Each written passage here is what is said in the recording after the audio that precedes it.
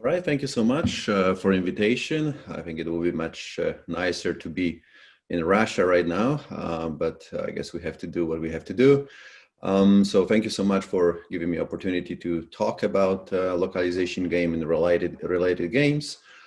So first of all, I wanted to apologize for low quality slides, but I guess Benny gave low tech great talk just a few minutes ago. So I guess having good slides is neither necessary nor sufficient condition for having a good talk. So I guess now I have no excuse. I have to give a reasonable talk. But yeah, we started teaching this term, and I'm actually co-organizing the conference and workshop at the same week, this week in Poland. So I guess that's the trap with virtual thing. You do like too many things at the same time. So I didn't manage to prepare good slides, but hopefully they will do the trick.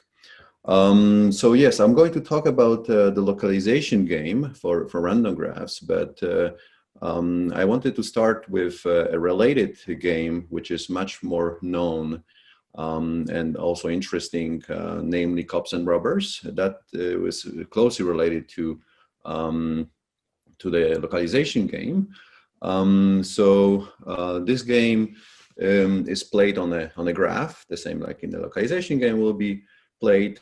And so I give you a graph. So the graph is known to both players, and one player is the set of k cops, where k is a natural number that is fixed for the game, and then the second player is the robber. So that game was introduced by Pralat first in his PhD thesis, but I guess was overlooked initially. So Nowakowski and Winkler introduced that again almost 40 years ago. So that's a game that was studied quite a lot. So again, coming back to the game, we start with start with your favorite graph. You have two players, and now first move belongs to cops. So what they do is they go to some verses of the graph. They can go to the same vertex, they can go to a different vertex. And for this cartoon, I picked k equals to 2. So I have two cops, and they start on those nodes, on those verses. And now it's time for the robber to make a move. So the robber, say, goes to that vertex. And now the players can start playing, namely, in each round, first cops make a move, and each cop independently can move to the neighboring vertex or stay on the same vertex. So the goal is, of course, to catch the robber. So as you can probably guess, these two cops will move towards the robber. And now it's time for the robber to make her move. I guess she doesn't want to be caught. So her only reasonable move would be to go north and hide on that vertex. And after that, cops keep repeating, the same, keep repeating the same kind of moves. So again, you're allowed to move to the neighboring vertex or stay, like one of the cops just precisely did that. Now it's time for the robber. So robber, I guess, has not too many choices, so probably she stays on the same vertex just to wait one more round, and after that she will be caught. So the minimum number of cops that is needed to win against a clever robber is the cop number that we would like to look at.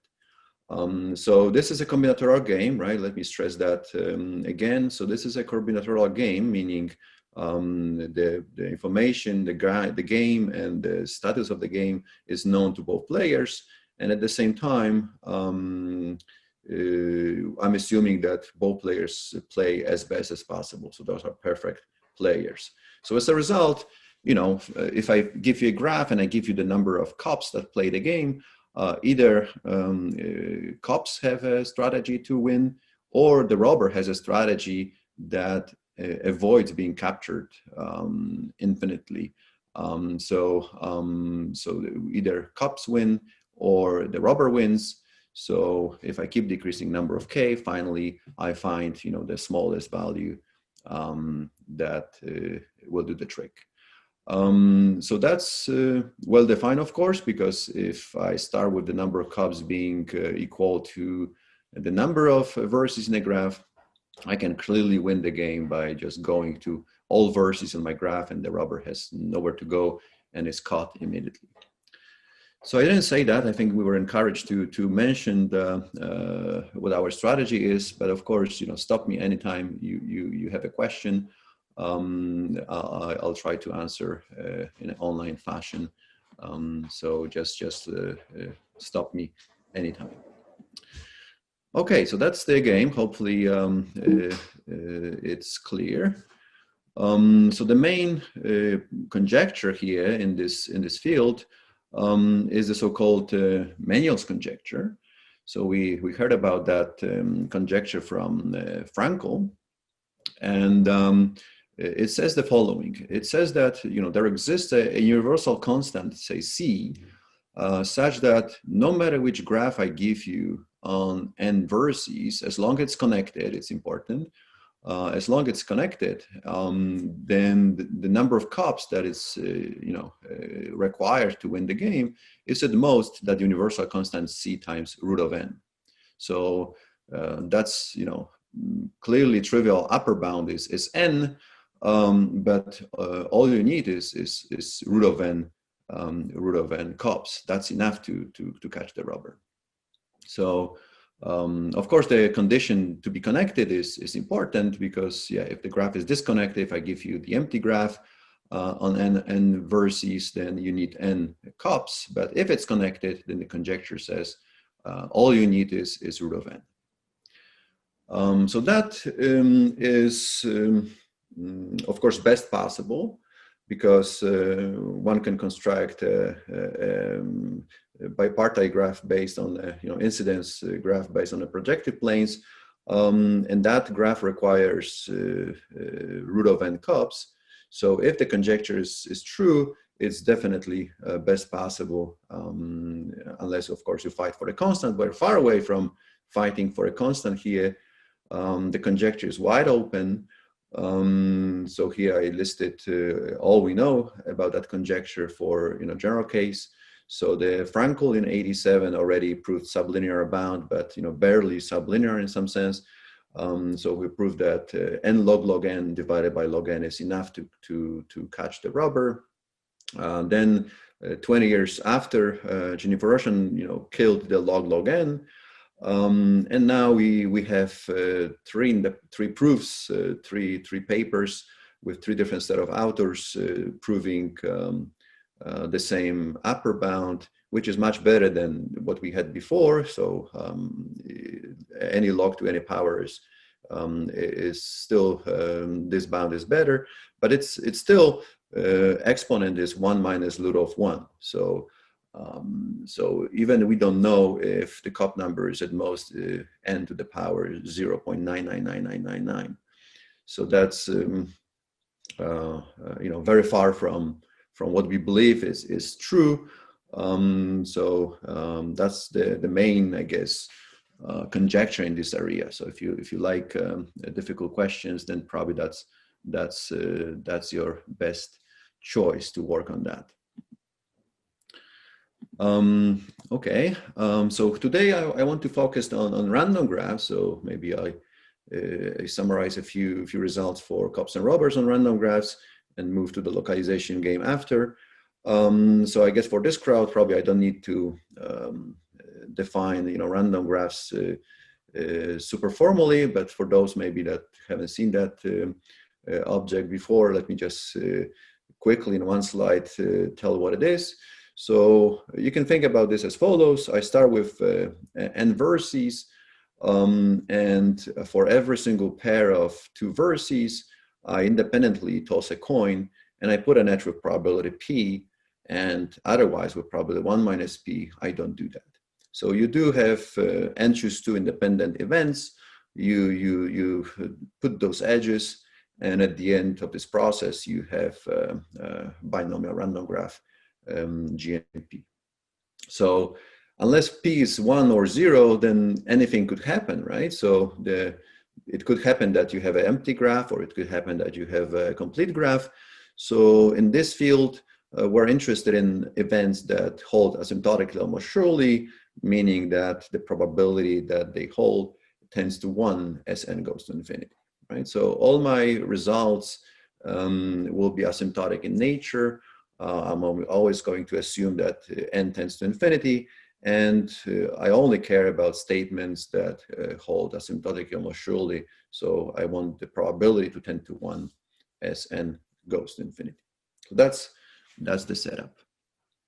I'm sorry. Do cops see robber or not? Yes. Yeah. So They see. That's a complete perfect information game. I see what the robber is. Well, he knows that I see him. So it's both players know the board. Both players know the graph, know the locations of each other, and yeah. So it's a perfect information game. And as a result, there is a winner, right? So yeah.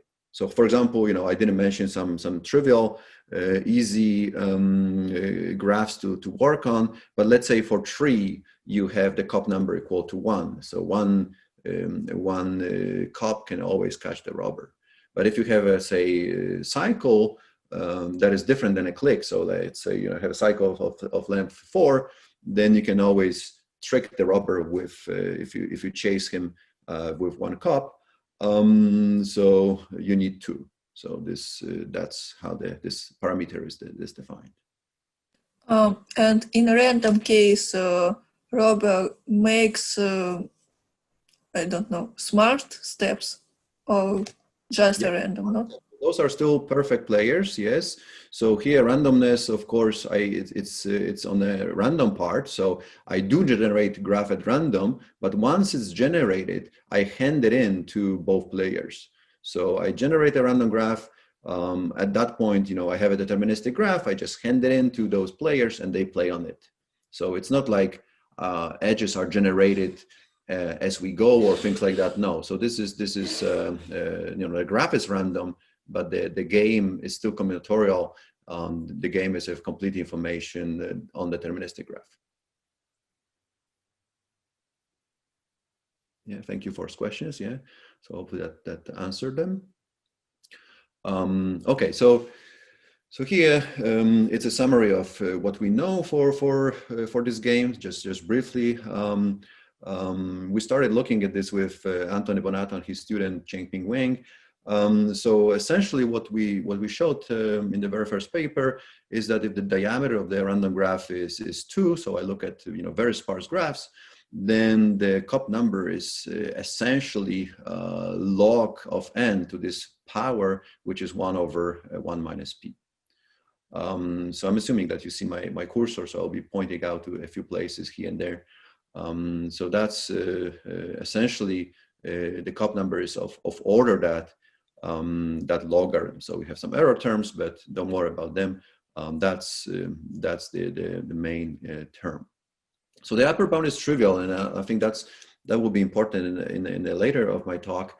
The trivial upper bound for the cup number is the domination number.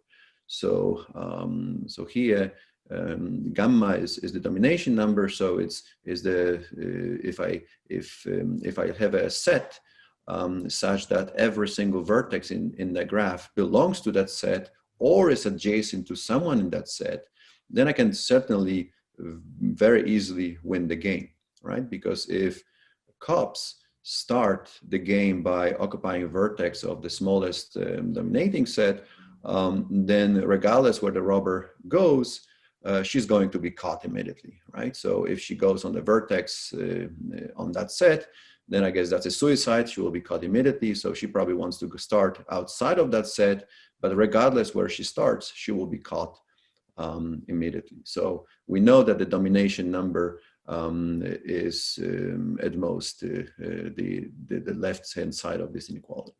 So that's the upper bound, a very simple one. And for the lower bound, it's another simple observation. Namely, we show that the GNP graph is asymptotically almost surely 1K EC, 1K existentially closed. So what does it mean? It means that no matter which set of vertices I give you of size K, And no matter which vertex outside I give you, there must be a vertex adjacent to this set, to this vertex outside, but not adjacent to any of the vertices in the set that I picked. So if I have that property, then clearly I can win against K cops, because the robber has a very simple strategy. The robber can just chill, just sitting on one vertex. And if one of the cops is trying to capture her, she can always move to an adjacent vertex so that she avoids being captured for one round. So she can just use that trivial strategy. Don't think too much. If someone is attacking me, I'll just go to a vertex which is not adjacent to any of the cops and then survive there. And if the next round someone is attacking me, I'll do it again and again and again. I can do it forever and win the game. So that's the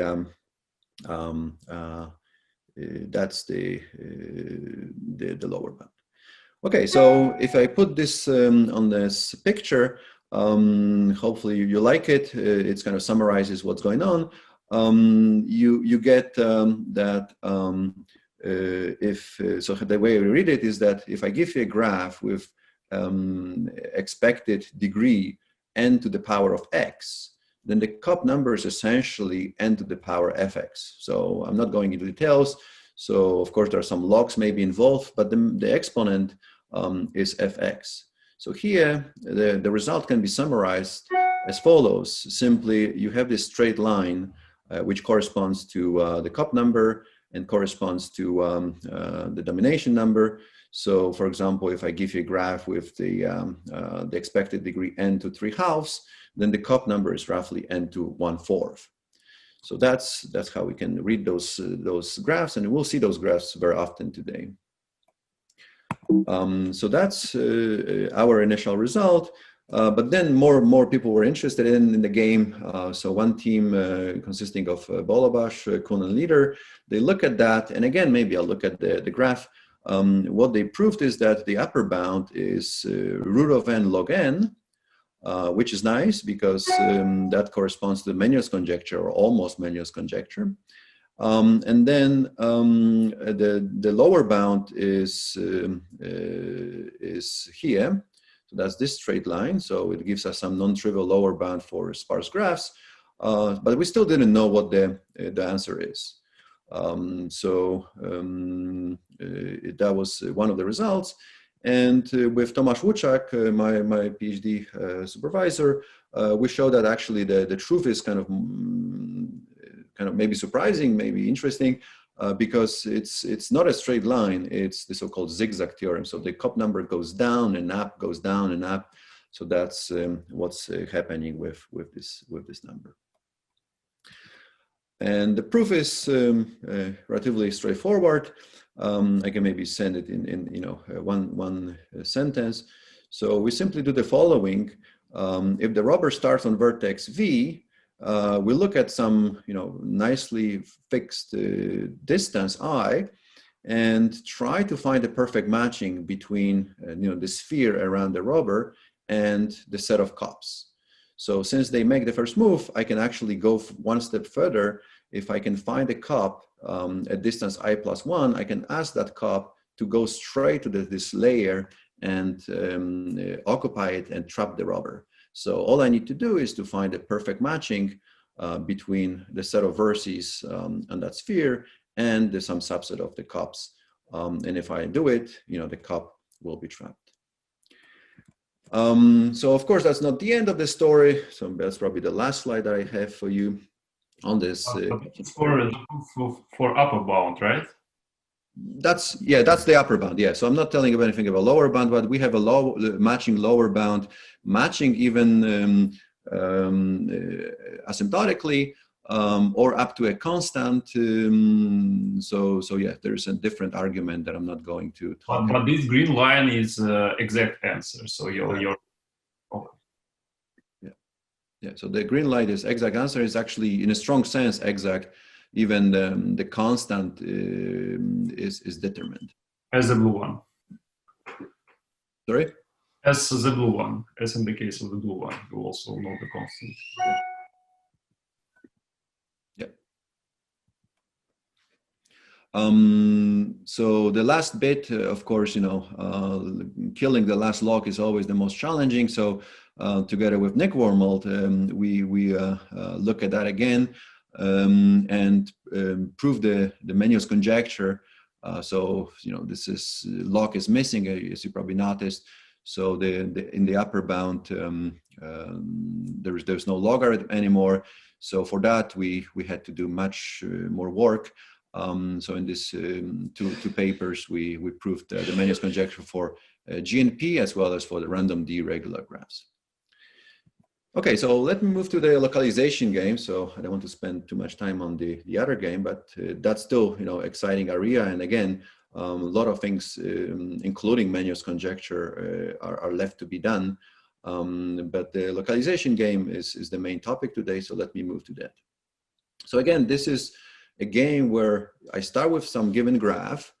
At the end of the day, I'll play on the random graphs, but fix your favorite graph G, and the graph will be known to both players. So what's going on is that now cops can select some set S1 of size K. So that's exactly the same as in the cops and robber game. But now the robber is slightly, slightly different. He, first of all, is invisible. So I'll come back to that later. That's a bit tricky, how to interpret that. But the robber is invisible, so the robber goes to some vertex V. So the cops cannot see the robber, so that would be not so interesting if it's invisible and no information is provided.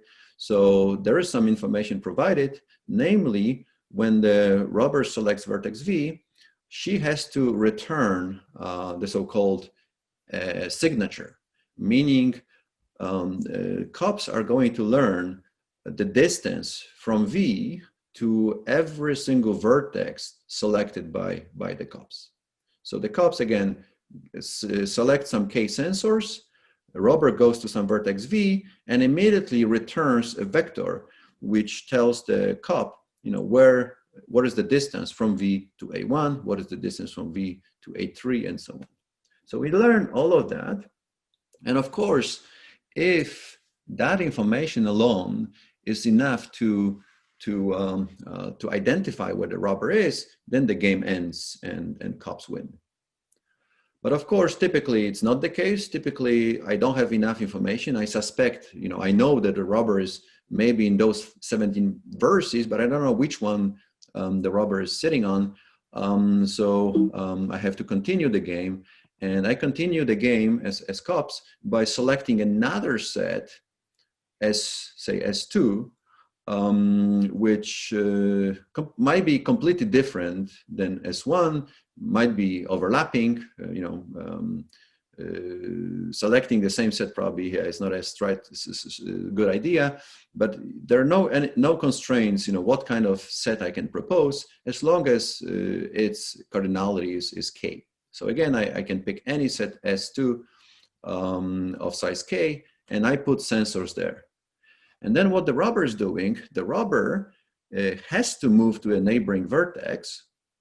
So the robber moves to the neighboring vertex, and after that returns again the signature of that new vertex with respect to S2, right? So that's what has to happen. So important thing is that the robber has to follow an edge of the graph or stay where she was. That's also allowed.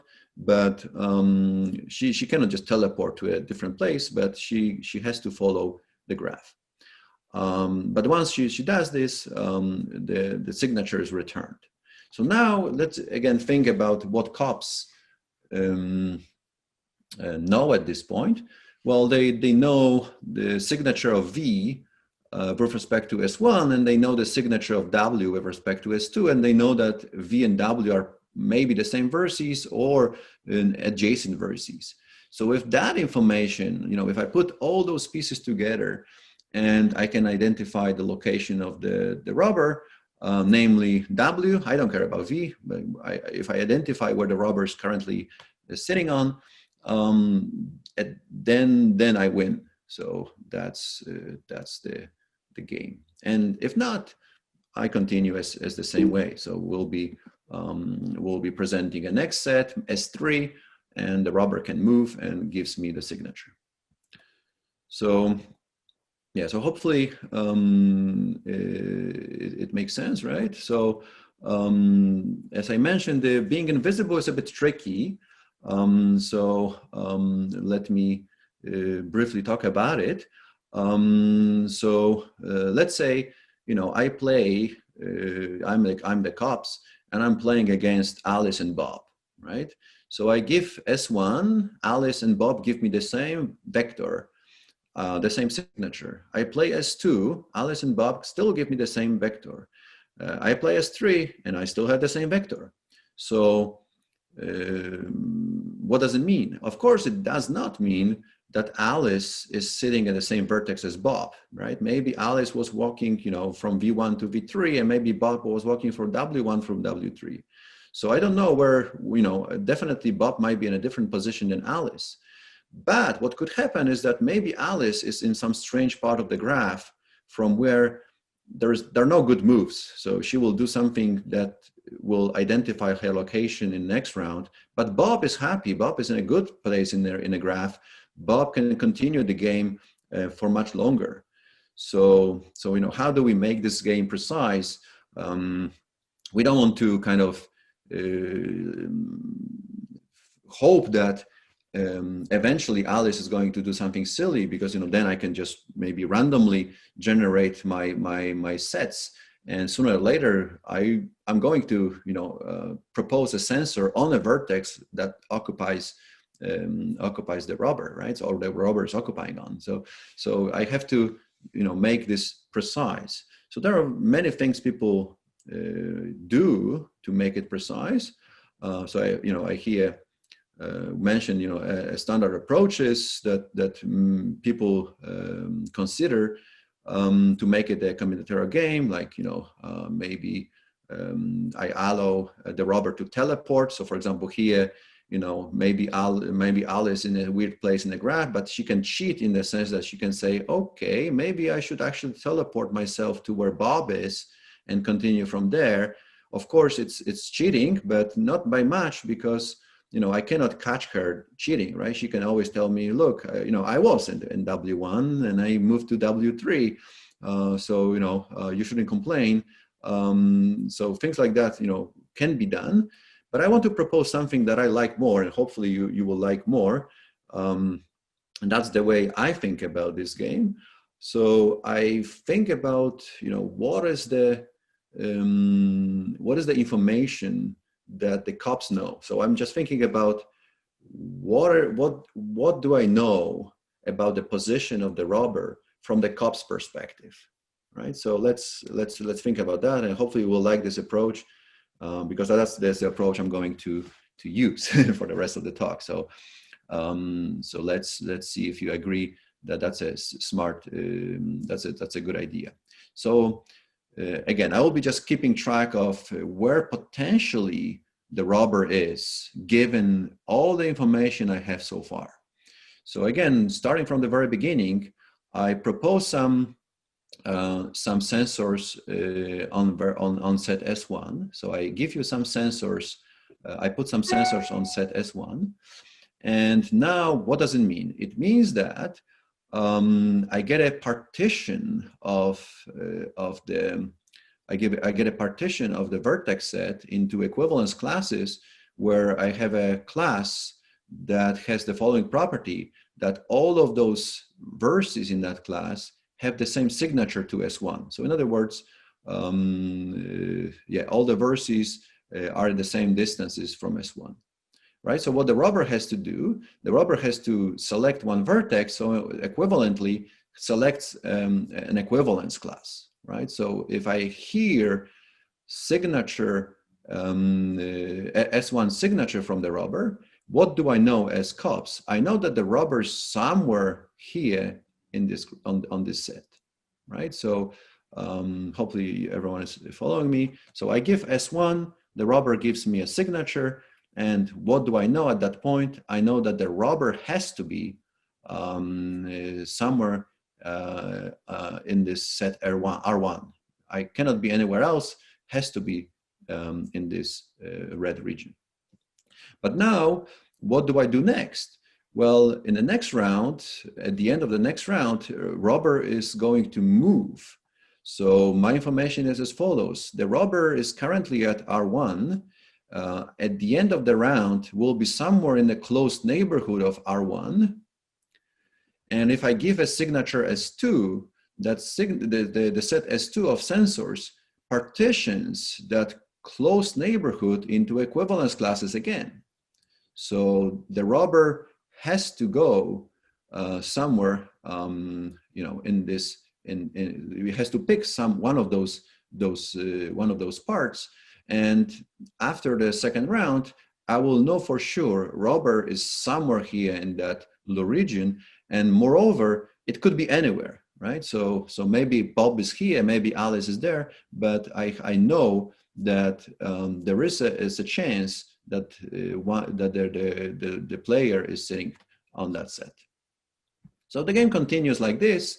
And when do I win? Well, maybe at the end of round L-1, I know that the robber is occupying one of those 3 vertices. Now the close neighborhood is those 6 vertices, and maybe I have a set SL that partitions this set of 6 vertices into 6 singletons. If that's possible, then I win, because regardless which equivalence class the robber is picking, or in other words, which vertex she goes to, I'm going to know precisely where she is. So that's the way I think about this game. And it's now clear if that's a combinatorial game, right? Because now not only I have a graph, nothing is invisible anymore, right? Because I give a set S, and the robber has to answer with a partition RS. So I have a perfect information game for both players, and I can now define the localization number being the minimum number of sensors that is needed to catch the robber. So that's the game that we want to look at. The game was introduced in 2012 for the K=1 case by Susan Segar, but soon after it was generalized, and there are many papers right now, many deterministic results that I'm not going to talk about, but this game is known at this point. Okay, so any comments, questions? Maybe I should stop for a second or two, because if the game is not clear, then I guess, there's no much more to say, but I see nobody screaming. So hopefully everyone is happy. So, okay. Was there any motivation for this game? Sorry? Was there originally any motivation for this game? Oh, that I don't know. I'm sure there was. And yeah, so I think for the upper bound that I'm about to talk about, definitely there are lots of motivations. But yeah, I cannot tell you from the top of my head. So I guess here I'm interested in this game from a completely theoretical point of view. But yeah, I'm sure there is some motivation. Sorry about it, I cannot answer that. But yeah, if you send me email, I can point you to the literature. Okay, so let me move on.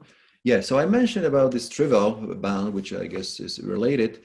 So for the COP number, we had this trivial upper bound, namely the domination number.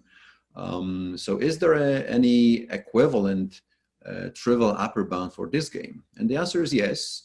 And it's good to have, because we can always benchmark your results. So what would be the equivalent upper bound for the localization number? Well, that's a metric dimension. So I can define it in the language of this game first, and then of course come back to the original definition. So what is the metric dimension in the language of this game? that's the minimum number of sensors that is needed to win this game in just simple one round. So I want to be able to have the following property. I put some sensors on k vertices, and every single vertex is uniquely identifiable because of that set. So the S signature of every vertex is unique. So if that's the case, then yes, I can clearly win the game in one round. I just start there, no matter what the robber is doing. This vector that is returned by the robber, reveals the information where the robber is. So that's the metric dimension, and that parameter is much more studied, of course, and it was introduced earlier by Slater and Hara and Melter. So that's the graph parameter that I'm sure has lots of applications, and you can probably guess some of them by yourself. But again, I can dig out some surveys about that if someone is interested in. So that's the trivial upper bound. And that graph parameter actually, I was studied earlier in 2013 with Bolobash and Miche, my I guess postdoc back then. So with Dieter and Bella, we were looking at this graph parameter, and here is again the cartoon that we had before, summarizing what we know about this graph parameter. Again, kind of peculiar behavior. If I start with a complete graph and keep decreasing with the average degree, then the metric dimension goes up. But then at the time when the diameter jumps from 2 to 3, this metric dimension goes down to, to 0 in this picture, but it means it goes down to logarithm and goes up again. And goes down when the diameter switches and so on. So it's, again, maybe not zigzag anymore as in the Kopsen-Ober game, but it's kind of, again, peculiar behavior. And here I just summarize, if you're interested in maybe squeezing the last drop out of this. So unfortunately, we don't know asymptotically the metric dimension, but we know up to a constant, and that constant is at most 2. So the ratio between upper and lower bound is, again, some kind of peculiar behavior. It goes up and down. So when the diameter switches, we know precisely, the constant in front of the logarithm. But then for extreme case, if you're the average degree is, say, n to the power 0.50001, then the ratio between upper and lower bound is almost 2. So yeah, so this is an upper bound for our localization number. And maybe just one slide why we have this jumping behavior, and the same will apply to the localization number. Why have this behavior? Well, if you are not so lucky, let's say, your diameter is I+1, but you go from one vertex to the layer I. Maybe you still have very few vertices on that layer, but in the next one you have everyone. So if that's the case, and we know that happens in random graphs from every single vertex, if you are in this regime, then unfortunately, metric dimension has to be large, because I cannot distinguish too many pairs from each other, right? So in this regime, how many pairs of 2 vertices this one vertex distinguishes? Well, only asymptotically n times d to the I. So only these pairs are distinguished.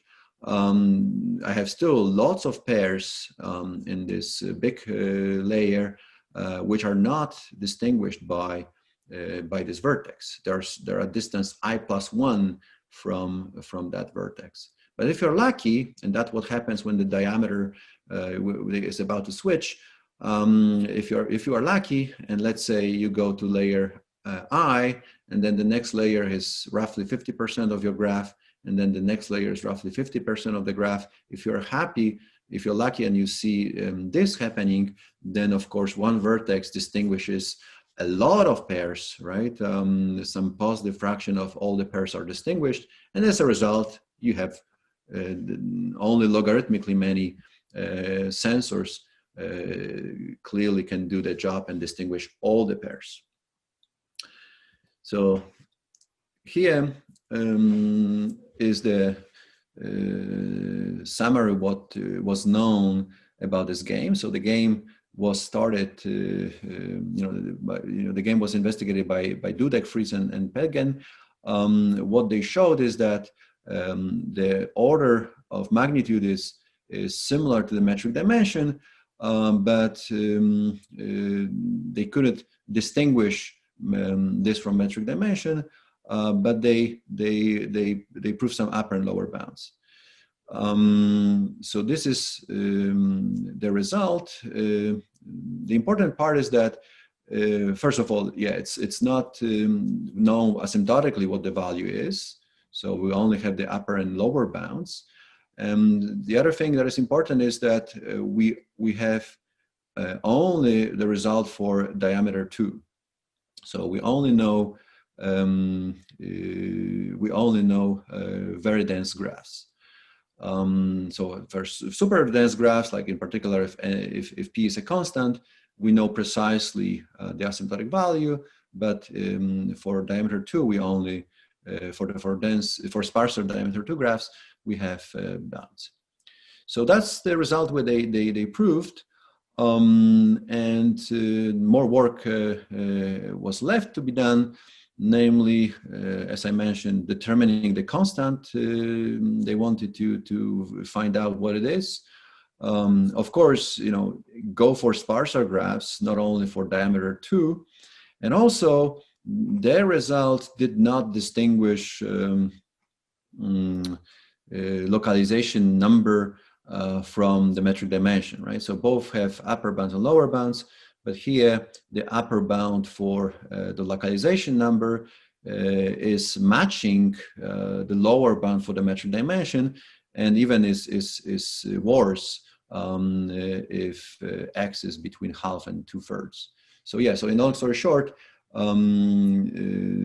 they couldn't prove that the localization number is separated from the metric dimension. And of course, it's natural to expect that it's separated. So that was the question that was left. So when I met them at the conference, we started talking about it, and their intuition was that our knowledge that we gathered from metric dimension might be useful to attack this problem, and indeed it seems like the experience from metric dimension exercise is useful, because very quickly we managed to show what's needed, namely answer all those 3 questions that we have here. So here again we summarized the results, but what's maybe important to mention is that if first of all we determine the constant, for the diameter 2 case, but generalize also the result to sparser graphs. So here, how good we do the job depends on how close we are to the switching point. So as you can guess, this switch between diameter I and diameter I+1 is a tricky point here. So I'm assuming that diameter is I+1, so I have this condition satisfied. But on the other hand, I'm not too close to diameter to the switch from I to I+1 in the following sense. So I want d to the I to be little o of n. So again, if I start from any vertex, I keep growing up to layer I, and at layer I still have negligibly many vertices, so sublinearly many vertices at distance I. So everyone else, almost everyone is at distance I+1. So in that regime, I'm still far away from the switch to diameter I. So it's I+1 in a strong sense. And if that's the case, then the localization number is determined precisely up to constant. If d to di is a constant, I only know the order of the localization number. And finally, if c tends to infinity, the upper bound and lower bound do not match. So the ratio is tending to infinity. So this is still work that needs to be done. So here maybe, do I want to say about this? Yes, maybe quickly. So in particular, if your d is n to the x, and x is between 1 over I+1 and 1 over I, then we know precisely the localization number, and we know also some bounds for the metric dimension. So this answers the question, is localization number separated from metric dimension? And the answer is yes, as long as diameter is at least 3. So this ratio, and you can think about it this way, the ratio between the two is essentially, right, plus minus 1 is essentially the diameter. So if I go for sparser graphs, then this ratio is large. So so here I said natural numbers, but of course the same happens if n tends to infinity, if I tends to infinity. So yeah, if I look at, say, a random graph with average degree log to the power of 3, then this ratio is pretty large, namely log n over log n. So it's tending to infinity. So let me just mention, I think I have 7 minutes. Let me just mention about some the easiest observations we have to show it. So first observation is the following: how do we establish a lower bound? The strategy for the robber is extremely straightforward. What she wants to do is she always wants to return signature I+1, I+1, I+1. So again, that's understandable, because from every single vertex, there are a lot of vertices at distance I+1, right? The diameter is I+1, but I have lots of vertices to choose from at a distance I+1. So the hope is that if the robber is giving me some sensors, I hope that I should be able to stay in the part which corresponds to the signature. So I want to be always as far as possible from all the sensors. So the question is, yes, now we know the strategy, but can we do that? And the answer is yes, we can do it, and you can do it. You can compute it. You can prove it very easily. So here, what we do is we pick a set S of cardinality S, which is our lower bound. I keep growing all the way to I+1. Now I want to estimate how many vertices are distance I+1. So I-1, I go to I+1. So I'm just computing how many vertices do I expect that are not connected to any of the guys here. That's the expectation. I expect R vertices to be diametrically opposite to S. Now, since the events are independent, I can use Chernoff bound to say that with probability e to the minus some constant times R, I have at least half of the expectation. So just simple Chernoff bound and union bound is doing the trick. So again, very simple observation. For every single set S, I am able to find a lot of vertices that are far away from S. And that's where the robber starts. So the robber starts there. of course, she can survive the first round. But the question is, can she continue the game? And the answer is yes again. And the answer, the proof is easy again, because all you need to do is to show that no matter what is the set occupied by the robber. So what is the part that is set by the robber? The robber can go to the close neighborhood, right? So I want to focus only on where is the set that the robber cannot go to. And that set U is not too big, right? So again, simple computations and union bound again can tell us that regardless where the robber is currently, so regardless where the set R is, there are very few vertices that the robber cannot go to. So if I combine this together with the previous observation, I have that the robber can play infinitely, right? So again, the cop give me a sensors. I know there is a set of size at least R/2 that I can go to. So I go there, and now knowing I'm sitting on the vertex, I'm sitting on a part which has size R/2. I can I can continue my game, because no matter what the robber is doing, again by the first observation, the number of positions that are still available to me that I want to go to is at least R/2, but I cannot go to at most R/4 places. So I can definitely go to at least R/4 places, and I can continue forever. And one sentence about the upper bound.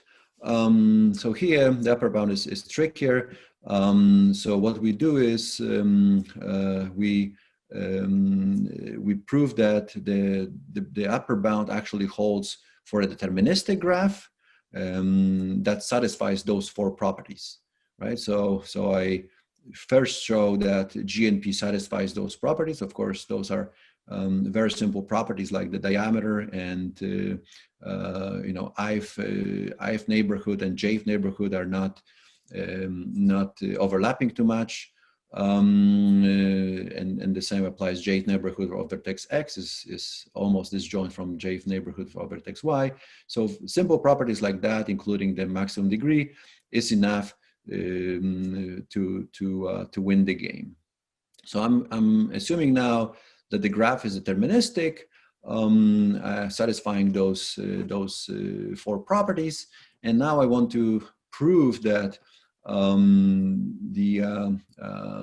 the cops can catch the robber on that graph. And how the cops play? Well, they play randomly. So I don't know how to play, on an arbitrary graph, but it turns out that random strategy works with non-zero probability, and as a result, I can prove that for large enough graph, definitely K sensors is enough to win the game. So how do we do that? We show that, well, trivially, the set that the robber occupies after the first round is at most n, but then each time I can chop off a little bit from that set. So the set that the robber is sitting on, that set is going to shrink every single round. So after log n over log n rounds, I'm done. So I think that's the last slide. So bear with me. How do we do that? Well, I try to consider pairs of vertices in the set that is potentially occupied by the robber. I look at those pairs of vertices and I try to see how many pairs are not going to be distinguished by those random sensors. So I look at one pair, X and Y. I look at I've neighborhood of both X and Y. They might be overlapping, but just slightly because of my assumption of this deterministic graph. So they're not overlapping too much. So if my sensor lens in the first one, in the first neighborhood, but not the second, or in the second, but not the first one, then definitely that sensor will distinguish X and Y, right? That's trivially true. The distance to Y would be I, and the distance to X wouldn't be Y, wouldn't be I. So that one sensor alone distinguishes that pair.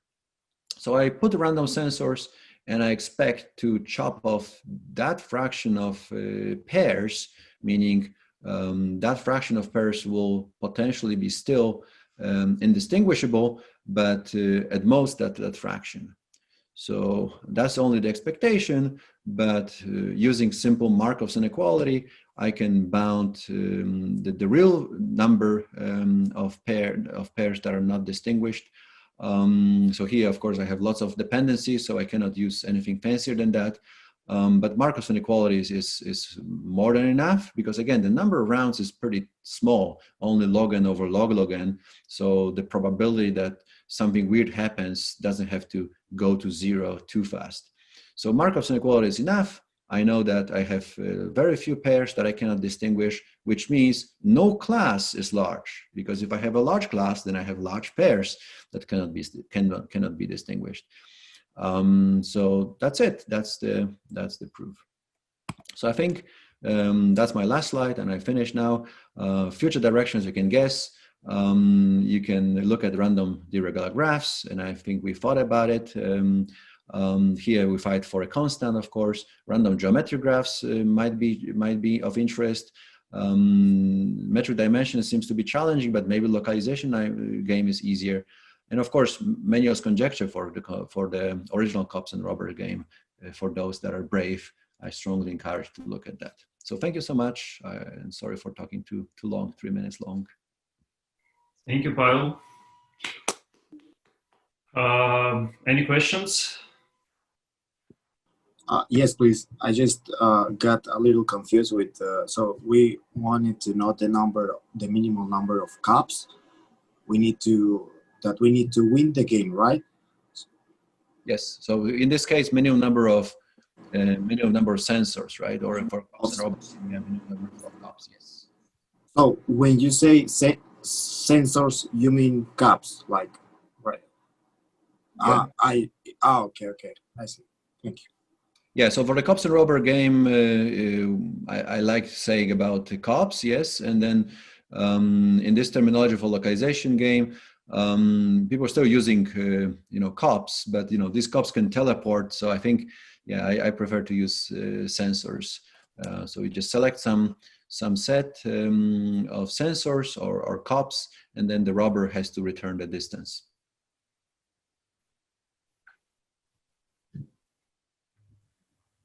Any other questions? Yeah, for some reason I lost. Oh, I think I have it. Lost your. Yeah, I also have one about the Cops and Robbers game. All the results that you mentioned, as far as I remember, were about the connected case. So P is bigger than log n over n. And what happens if they play on a giant component and the graph is disconnected? Right. Results. Yes, so that's a good question. Yeah, I was doing this maybe too fast. Mm-hmm. I hope you still see my slides. So with Nick Wormold, we're looking at GNP, and we proved so we didn't want to go to the analyzing giant component. So that's why we stopped in a half plus epsilon log n threshold, because of course if you go below that threshold, if this constant sitting in front of log n is smaller than half, then the number of isolated vertices is actually more than root of n. So there's no hope that you can prove root of n cups will be enough. So that was the reason why we stopped here in this for this place. Of course, we are below threshold for connectivity, so we're happy with that, but we are still don't have we still have very few verses involved with small components, right? So we can definitely still, even though we play on a disconnected graph, we can still show that root of n cups is enough. But I agree with you, if you go below that, then of course root of n cups is not enough to catch the robber, because I have lots of isolated vertices. But yeah, the good question and natural question would be to ask about giant components. So yeah, since our paper was already 30 page long, I think at that point we didn't do anything. Some of the tricks probably can be used, but yeah, eventually I'm sure you would have to come up with a better tricks. So yeah, so if you start with a graph with average degree 3, you have a giant component. I don't know if menu conjecture holds there or not. Okay. So that's a natural and interesting question. Any other questions? Yeah, I think we're out of time. So thank you, Pawel, once again. Very nice.